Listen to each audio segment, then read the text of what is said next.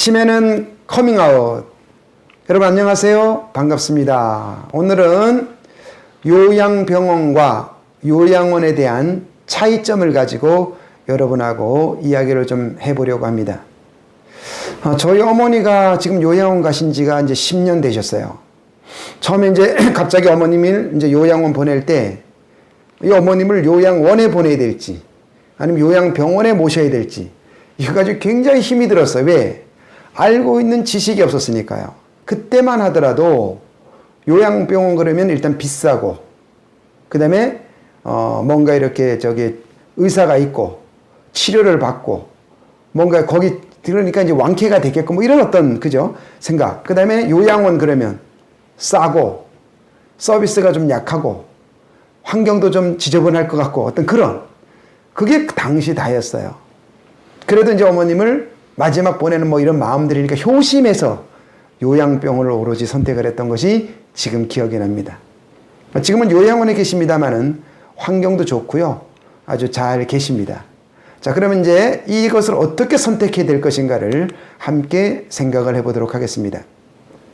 자, 여러분 가족 중에 이제 요양원이나 병원에 보셔야 된다 그러면 가신다 그럴까요? 안 가고 싶다 그러실까요? 그죠? 설문조사를 했더니 아들아 나는 요양원 싫다라고 10명 중에 6분이 이야기를 하셨어요. 저희 협회 강사 선생님이 한 말씀 하시더라고요. 나 엄마 이래 대학생 딸하고 이야기하는데 엄마 요 아파트를 나에게 넘겨주면 그죠? 내가 엄마 요양원에 안 보내고 요양보호사 선생님을 집으로 모시고 와서라도 내가 엄마를 도울 테니 이 아파트를 날 줄 의향이 있어? 라고 묻더라는 거예요. 물론 농담 반 진담 반이었지만은 여러분이 이 선택을 하라면 어떻게 하시겠습니까? 더 무서운 건요. 아파트를 주고 땅을 주고 돈을 줘도 요양원으로 보내니까 문제가 되는 거예요. 또 이런 계약을 할 수 있다는 그나마 괜찮지 않을까요? 좀 웃으면서 하는 이야기입니다만은 하여튼 뭔가 좀 교훈을 주는 이야기라고 생각이 되어서 한번 말씀을 드려보았습니다. 자, 그러면 여러분 가족 중에 선택을 해야 된다면 어디에 모셔야 될 것인가? 그 기준에 대해서 좀 설명을 해드리겠습니다. 자, 우리 어머니가 치료가 필요하다면 당연히 요양병원으로 가셔야 됩니다. 근데 우리 어머니가 그냥 뭐 기력만 떨어지시고 해서 돌보아주기만 해. 그러면 당연히 요양원으로 가셔야 되죠. 효자, 불효자가 아닙니다. 이 기준을 잘 이해하시면 어디도 모셔야 될까가 생각이 될 거예요. 그럼 제가 좀 더 구체적으로 좀 설명을 해드릴게요. 요양원과 요양병원의 차이는 요양병원은 65세 이상이면 누구라도 갈 수가 있어요. 그런데 요양원은 아무나 못 갑니다. 노인 장기 요양보험에서 등급 판정을 한다는 얘기 들어보셨어요? 그래서 뭐 이렇게 얘기도 있잖아요. 이렇게 뭐 등급 받으러 오면은 엄마 무조건 모른다 하세요. 그런데 나중에 다 얘기한다 그래서 막 웃는 이야기도 들리잖아요. 그죠? 그게 뭐냐면 등급이에요. 그래서 2등급을까지는 요양원에 가실 수 있어요. 근데 저희 어머니 2등급입니다. 근데 3등급 이상서부터는 그죠? 아무나 못 갑니다. 그래서 뭐 주거 환경이 어렵다든가 또 가족 돌보기 환경이 어렵다든가 어떤 특별한 사유가 있으면 가실 수 있으니까 만약에 3, 4등급 받았더라도 담당자와 꼼꼼히 잘 이야기하면 또 가실 수 있는 법도 있으니까 잘 따져서 확인하시기를 바랍니다. 자, 또 하나 법률을 통제를 받는 것도 다릅니다. 요양병원은 당연히 의료법. 여러분 요양병원은 그냥 일반 병원과의 기준으로 보시면 돼요. 근데 요양원은 노인복지법 기준을 받습니다. 자, 재원도 요양병원은 국민건강보험공단에서 요양원은 노인 장기 요양보험에서 받게 됩니다. 자, 그럼 그 병원에 가는 요양원 대상도 다르죠. 요양병원에 누가 간다 그랬죠?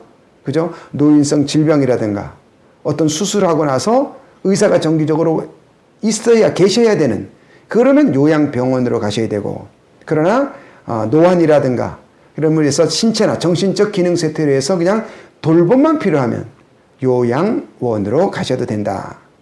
그러니까 주 역할이 다르죠.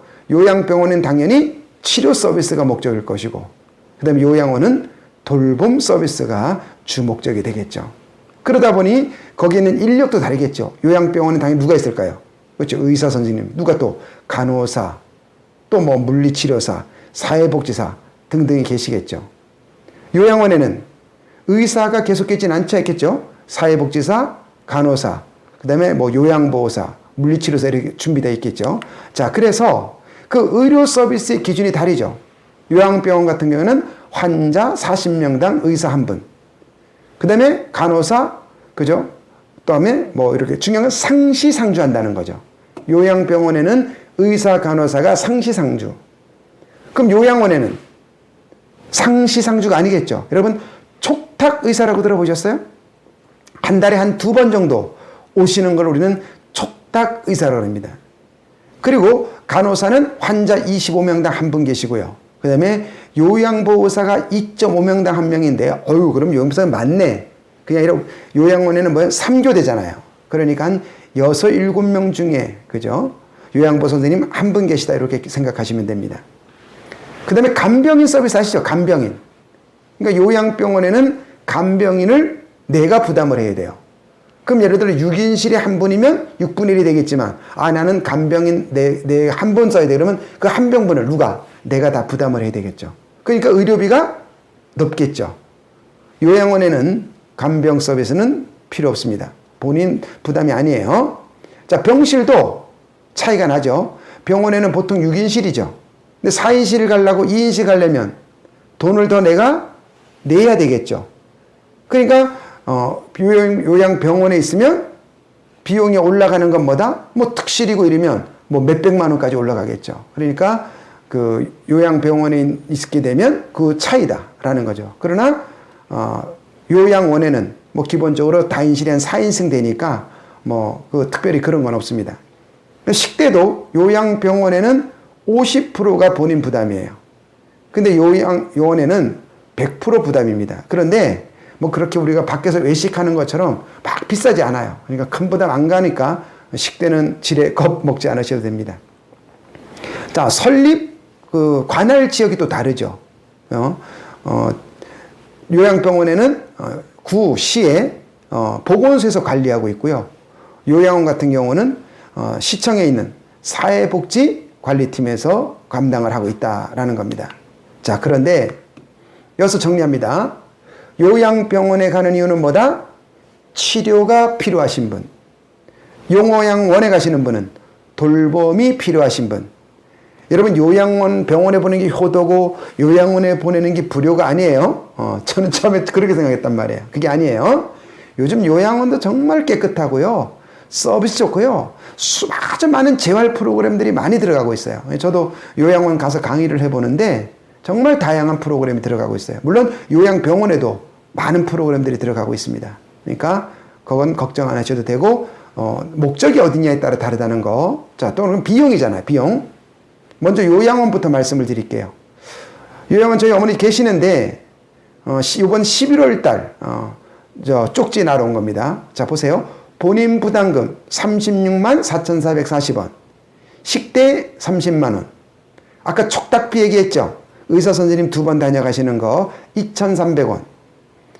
약제비, 약 드시는 거 23,100원. 개, 총 68만 9,840원.